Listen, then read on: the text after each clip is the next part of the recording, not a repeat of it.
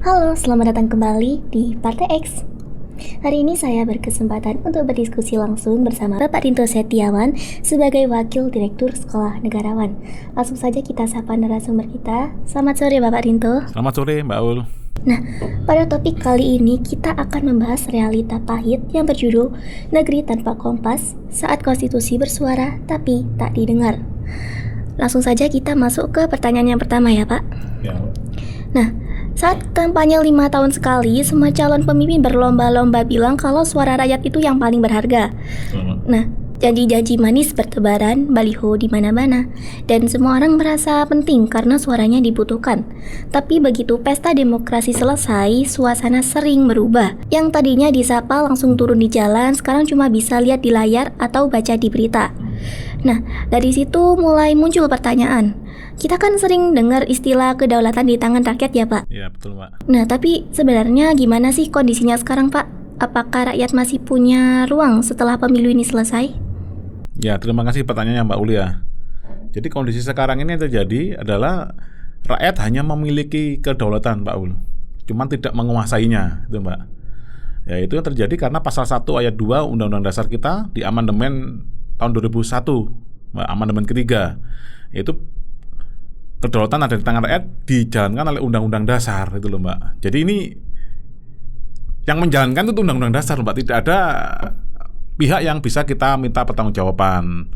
Sementara saat pemilu yang diagungkan oleh partai politik dan semua calon adalah presiden Mbak, calon presiden.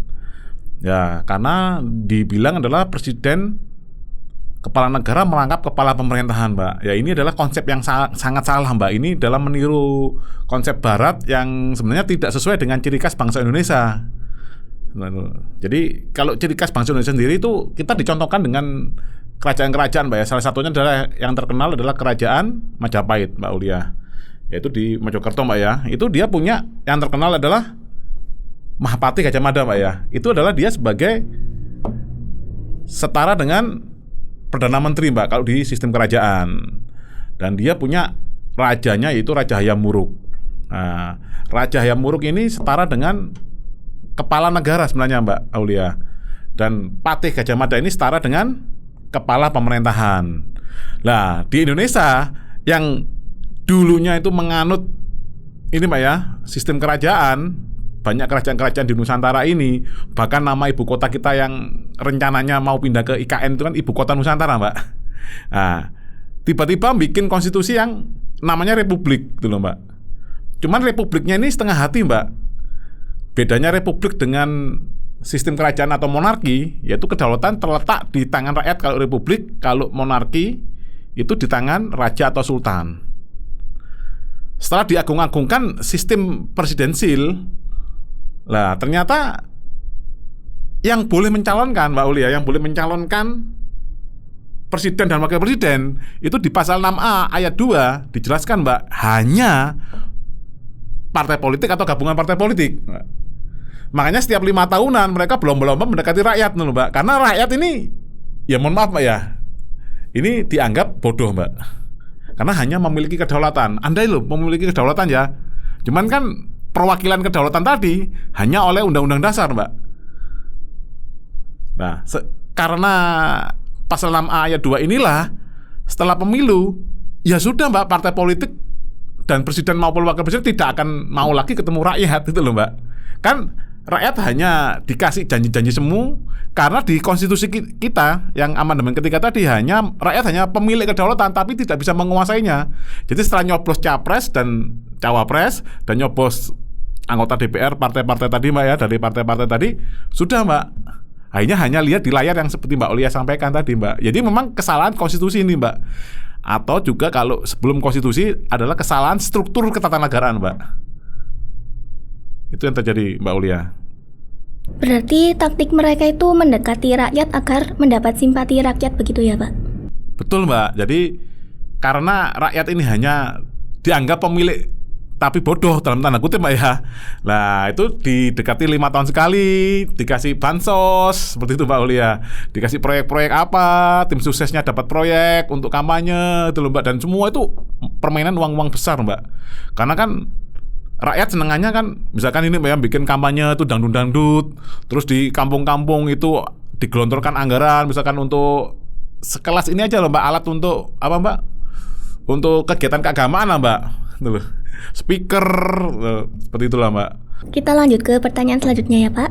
Nah, belakangan ini kan Sekolah Negarawan membicarakan amandemen kelima UUD 1945 yang diinisiasi oleh Sekolah Negarawan yang katanya ingin kembali ke naskah asli agar kedaulatan benar-benar di tangan rakyat. Tapi apa tujuan utamanya dan apa bedanya dengan amandemen sebelumnya Pak? Ya, terima kasih Mbak Aulia. Jadi yang ini Mbak ya, ini teman-teman bisa dilihat Mbak ya. Ini kita dari Sekolah Negarawan dan X Institute. Nah, ini kita sudah menulis buku, rencananya akan kita launching tahun ini juga Mbak ya. Rakyat kembali berdaulat. Jadi saya luruskan Mbak ya. Jadi kita tidak kembali ke Undang-Undang Dasar yang asli Mbak. Jadi kita murni merubah total Undang-Undang Dasar dalam draft amandemen yang kami bikin Mbak Aulia. Cuman sebelum ke draft amandemen kita membuat namanya struktur ketatanegaraan baru Mbak. Jadi ini kalau di dalam ini Mbak ya, dalam bangunan itu namanya sama dengan gambar kerja. Nah ini kalau di struktur ketatanegaraan itu sama kalau di organisasi, struktur organisasi lah Mbak. Misalkan di struktur organisasi perusahaan, struktur organisasi koperasi, struktur organisasi yayasan, itu kan harus dibuat dulu Mbak strukturnya. Setelah struktur tadi terbentuk dan sudah disepakati sesuai dengan kebutuhan organisasi, lah barulah kita membuat namanya regulasinya Mbak, yaitu ada draft amandemen. Nah, regulasi untuk menunjang agar struktur ketatanegaraan tadi dapat dijalankan secara efektif dan efisien gitu loh Mbak. Jadi yang kita kembangkan adalah merubah total Mbak Aulia. Karena kenapa yang tim Sekolah Negarawan temukan Mbak, saat kita melakukan penelitian ternyata konstitusi kita ini Mbak itu sebagian besar nyontoh Barat Mbak, dalam artian Amerika. Dan undang-undangnya Mbak masih pakai undang-undang Belanda. Bahkan sampai sekarang ini Mbak di persidangan ada yang masih memakai pasal atau undang-undang HIR Mbak. Itu bahasa Belanda Mbak. Itu tahun 1926. Itu masih digunakan penguasa untuk mengalahkan rakyat seperti itu Mbak Aulia. Jadi yang kita lakukan mereformasi total Mbak struktur ketatanegaraan Mbak, bukan hanya kembali ke yang asli Mbak. Karena di yang asli pun ternyata kita temukan bahwa kedaulatan rakyat itu juga belum benar-benar dikuasai oleh rakyat itu loh Mbak. Di sini yang buku ini yang kita buat ini benar-benar kedaulatan sudah di tangan rakyat dan dikuasai oleh rakyat Mbak Aulia. Jadi menurut Bapak yang paling penting kan sistem manajemennya ya Pak. Apakah perubahan sistem yang bisa mengubah cara negara ini berjalan dari akarnya atau keberanian para pemimpin untuk secara konsisten berpihak pada rakyat meskipun itu berarti harus melawan arus kepentingan golongan Pak? Ya jadi gini Mbak, yang namanya perubahan itu Mbak, kan di kitab-kitab suci juga dikatakan Mbak ya, bahwa Tuhan tidak akan merubah nasib suatu kaum kalau kita tidak mau merubahnya Mbak. Jadi sekarang ini yang paling penting adalah kita mau berubah dulu Mbak. Ini kita sadar dulu Mbak, kondisi negara kita ini lagi apa Mbak? Lagi sehat kah? Lagi sakit biasa kah? Atau sakit parah? Itu kan harus ketemu dulu Mbak Aulia. Lah, kalau sekarang kan sudah dinyatakan banyak konten-konten di medsos juga beredar, itu kan negara kita kan sudah di level stadium sakit parah Mbak Aulia. Lah itu rakyatnya harus sadar dulu Mbak, oh ini sakit sakit parah. Kalau sudah sadar sakit, berarti kan kita harus ke dokter Mbak untuk melakukan pengobatan. Ini sama dengan Mbak, kita harus merubah apa yang salah dengan struktur ketatanegaraan kita, baik sebelum amandemen maupun sesudah amandemen. Setelah kita paham, oh ternyata struktur ketatanegaraan ini salah, ini harus diperbaiki karena tidak sesuai dengan prinsip manajemen modern Mbak. Karena kan yang namanya negara ini Mbak, di dalam negara itu kan ada banyak korporasi-korporasi besar Mbak. Lah sekarang ini Mbak, struktur ketatanegaraan Indonesia ini itu kalah dengan struktur ketatanegaraan big corporate Mbak, atau korporasi besar.